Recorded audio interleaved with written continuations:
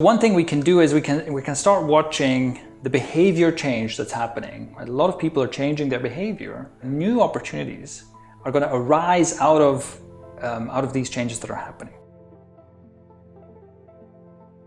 Hello, I'm Shane Malach. And I'm Oliver Cowlishaw. And in today's episode, we're going to be talking about opportunities that can come out of this crisis. In the previous episode, we talked about strategies. We covered uncertainty as it is at the moment and what strategies you can implement. Now, in this episode, we're talking about opportunities, what things can come out of the friction and the changes that are coming and that are present at the moment.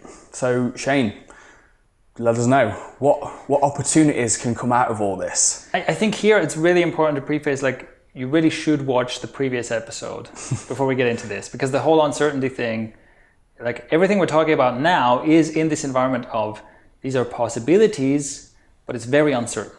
So one thing we can do is we can start watching the behavior change that's happening. A lot of people are changing their behavior. New opportunities are going to arise out of these changes that are happening. There are some things that are going to be different as long as people are on quarantine, as long as people are locked up. And then once that's over, which will happen probably sometime in the uncertain future, right? We don't know when, but we can assume that sometime that will be over, and then that will change. So there are some opportunities that might arise during the crisis and then kind of die the moment it's over. But there are other opportunities that might remain, and also there's some behavior change that might remain. One thing that I've seen reported in several places is this idea that we're running the world's largest remote working experiment right now. Because before this, a lot of people were told, no, you can't do your job remotely. You have to come in the office and sit at this specific desk in front of a computer to do your work, right? And now it's like, oh, no, I guess you can do it from home. Yeah, or it's the opposite. They're telling you to stay home. Yeah. Stay home now. Yeah, exactly. It's possible that we won't go back to as much on-location work as we had before the crisis. It's possible that many people will be like, no, I was perfectly capable of doing this job at home, and I basically demand that I can continue doing it at home, or maybe 3 days at home, 2 days at the office or something. It's also possible that many businesses are going to be like, oh, this is actually not as bad. And if I have to pay for less office floor space and get more or less the same amount of work done, maybe that's a good choice, right? So it's possible that indeed that will be a shift where kind of a large group of people will suddenly do something differently. I would say the first thing to do is we can start paying attention to what's happening. In fast-moving, uncertain times like this, sometimes the best source of that is just talking to people, right? Like, what's happening in your business? What are you guys doing? How are you solving this right now? And you can see what's changing, and you can also see what kinds of businesses are thriving right now and what kinds of businesses are suffering right now. But then the first thing I would say is to clearly think about, you have these incoming signals about what's happening, the changes that are happening, and think about, okay, is this crisis mode only? Or could this be a sustainable change? Could this be something that isn't just changing now, but will change forever in some way? And so the remote working is one of those things where we can say, maybe this is not only during the crisis that this is going to happen, right? Whereas other behavior changes, okay, nobody's going to parks right now. But we can safely assume that once the crisis is over, people are going to go back to parks, right?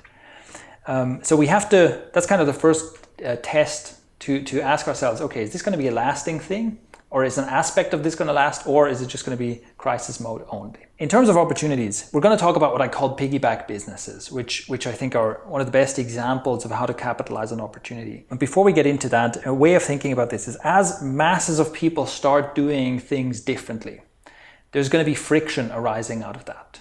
And that is so often the source of successful businesses is addressing friction. And so in this way, a crisis is a hotbed for new opportunities. And what I mean is a lot of businesses arise from insiders, right? Someone is working inside an industry and they realize one thing we do in our industry is super inefficient, And it can be, think of it like in something technical, right? Something looks at, why does this super specialized valve that we use, why does this cost $10,000?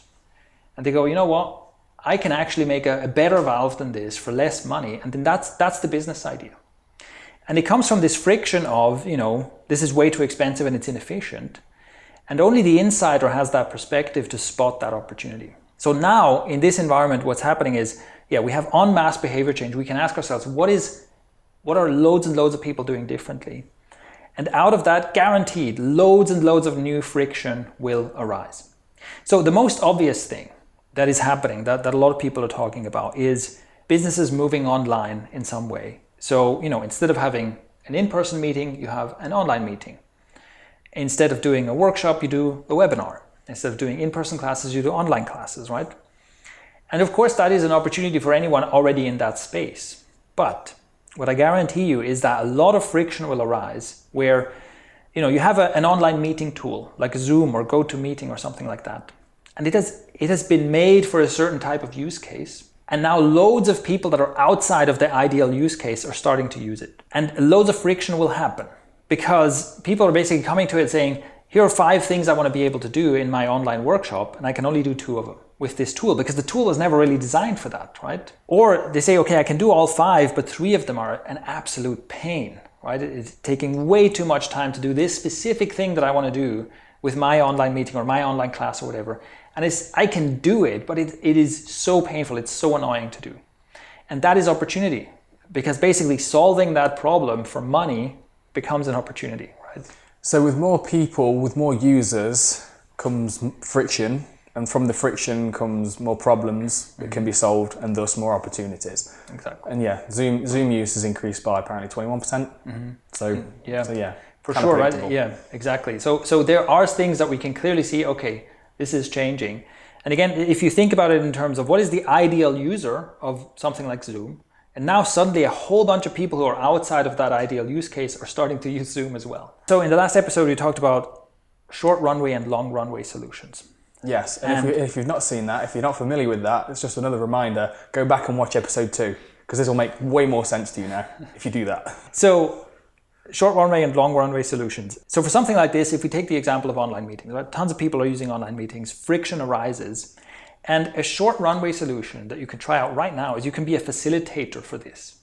So I can basically say, okay, for businesses who have gone to remote work now, I'm going to help you make that happen. And that can be on the technical side, right? I'm going to help you set up your online meetings, your online scheduling, your online whatever you need that you did in person before, all the technical stuff. And it can also be like more soft skills, like, okay, if you're a manager, how do you keep your team motivated? How do you have good team culture, good communication, and so on? You're used to doing it in stand-up meetings in person. You were high-fiving each other. Now you can't high-five each other. What you do, right? That kind of thing, right? But basically, the basic idea is I can say that loads of people are forced to move to remote work, and it's painful, guaranteed, right? This is not a smooth transition for any business. This is tough. And so if I have a background if I've already been doing remote work or something, I can say that's the service I offer. Pay me, and I'm going to step in, and I'm going to help your team run as smoothly as it did before or even better. That's the short runway solution, because all I need is a landing page that says, I can do this, click here to hire me, right? That's a very quick solution. If I have good experience base running remote teams, then I can simply offer that, look, I'm going to solve your problems, I can get clients, and I can sort out the specifics of exactly how I'm going to solve this, develop my product as I'm doing the service, right? We also have to consider what's the buying power of a client, right? So we have to think about what are different businesses that are being hit really hard by this crisis, where if I come in and say, hey, pay me to help you solve a problem, they're like, dude, we have no money. We'd love to, but no. Versus what are businesses who can still afford to pay me for a service. So that's kind of another filter we have to apply. If the first filter is this short-term or a long-term change? Second filter is the target client or the target customer, do they have buying power or not? So earlier you teased piggyback businesses. What are piggyback businesses? Yeah. So that is basically where you create a solution that attaches or takes a piggyback ride on an existing solution. If you think, okay, all these people are moving to online meetings, all this remote work, I could build a software solution that is for online meetings or for online remote work, right? So from the ground up, I build a new solution. And of course, it's obvious what the downsides of this are. This is a huge project. You're entering a massively competitive market. And yes, you can say, hey, I can see some problems with existing online meeting tools.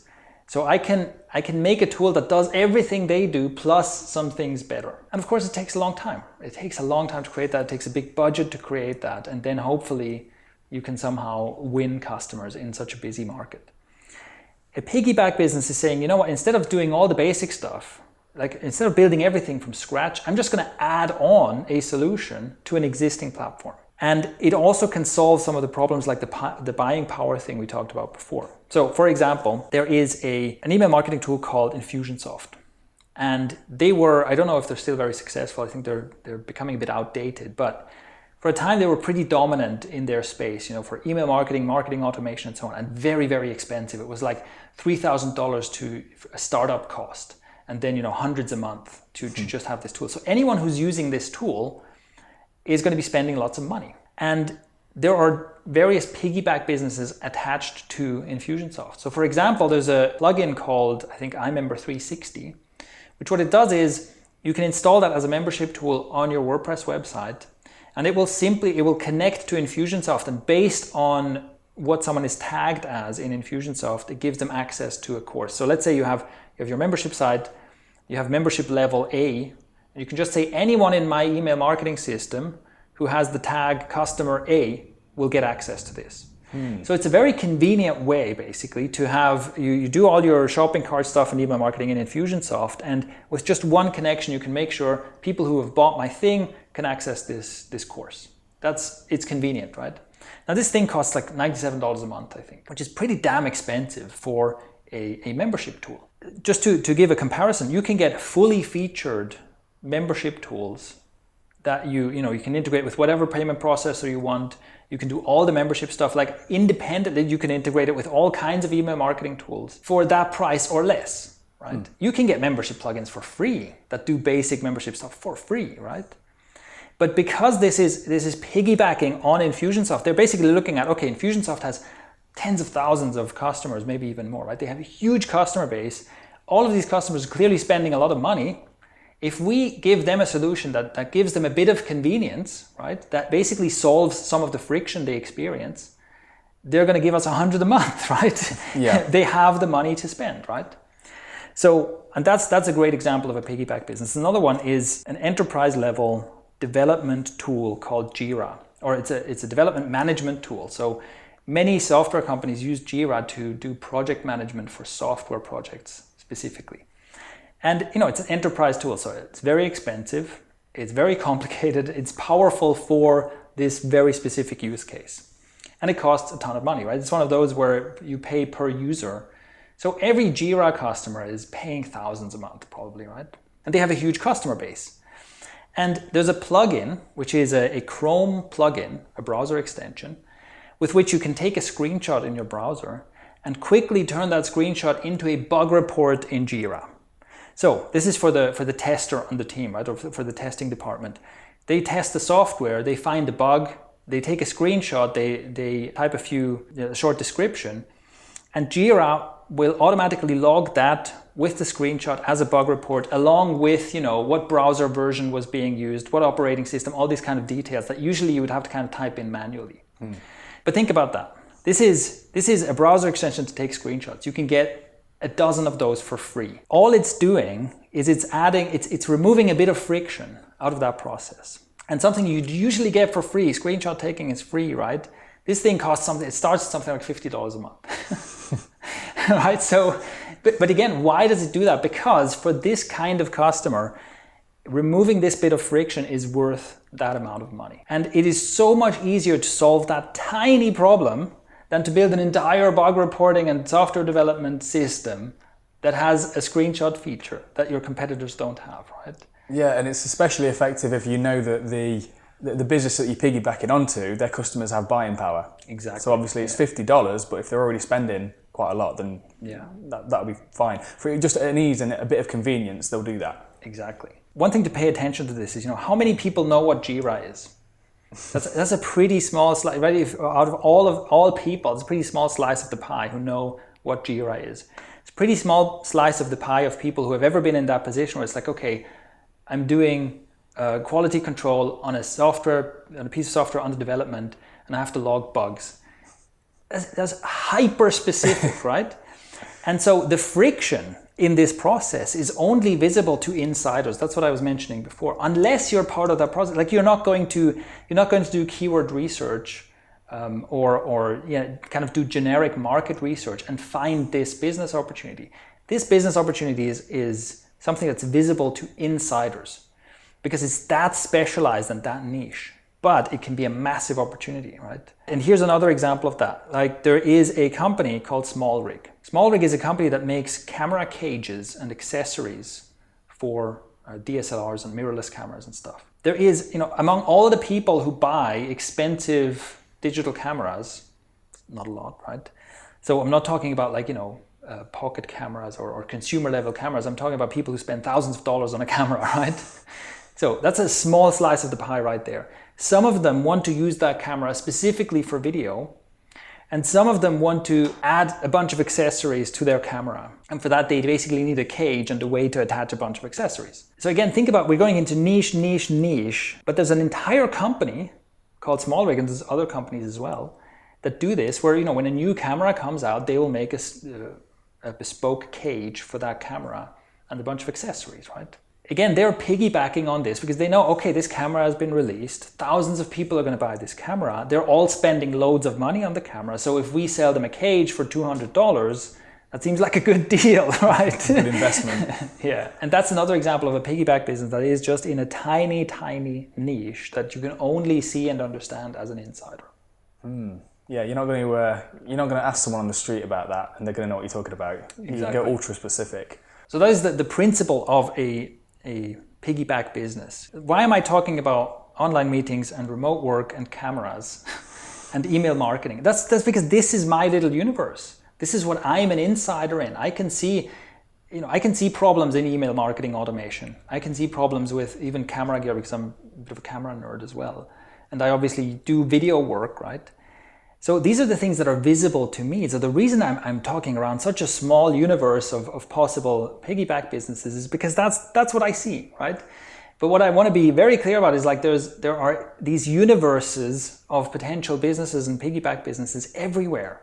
And there are tons of them that whoever is watching this and listening to this, where you're the insider, that I have no idea about. And these are the things I would pay most attention to as possible longer runway things to capitalize on, right? In your specific little universe, in your niche, the crisis is leading to changes, which leads to friction, which you can see which other businesses are benefiting from this, which other businesses have big user bases with buying power, and in case of software, have an API where I could develop a little add-on feature relatively easily instead of building a whole thing from scratch. And I think right now, right, in times of uncertainty, I think that's a much better approach because it's a leaner, faster approach than to build a whole new thing from scratch. Another thing that I think is almost an obvious one, home workouts. Well, gyms are closed right now. There's a lot of people who are still interested in fitness, want to stay fit. That means that, first of all, courses on how to work out at home in a tiny apartment, how to work out at home with no equipment, this kind of stuff. That is probably going to see a rise in demand. You can see that a lot of people are kind of switching from gym to home workout. And again, that causes friction. There's things they were used to doing that they can't do anymore. Can you solve that? In a way, if you do a course or content, it's like you're a service provider. You're like, I can help you solve this problem. And if you do a product, then you're saying, buy this thing to make it easier. Buy this thing to get the result you want. But the friction that we see arise is from that move. I'm used to working out at the gym. I'm used to getting a certain thing. I'm not getting it anymore. So those are our thoughts on some of the ways in which, as an entrepreneur, you can survive and thrive in these times of crisis. Assume that this is the new normal. Behave in such a way that it's not just, here's how I can more or less scrape by through the crisis. Assume that this is the new normal. Do the kind of behavior change and the kind of strategic thinking that's going to help you now and in the long term. And in these 3 episodes here, we just kind of wanted to lay out all of the tools, all of the ways in which we think you can do that. As with previous episodes, if you have any questions about this, if there's any other examples, any other things that you want us to go deeper in, if there's anything else that you think we can help you with, then let us know by leaving questions, leaving comments below. And if you enjoyed this series And if you enjoyed this video, go ahead and like it and share it with someone you think could benefit from it. All right, I wish you all the best in these difficult times. I wish you the strength to do the right things, and I hope we all get through this somehow better at the other end than when we started out. Thank you for watching, and I'll see you next time.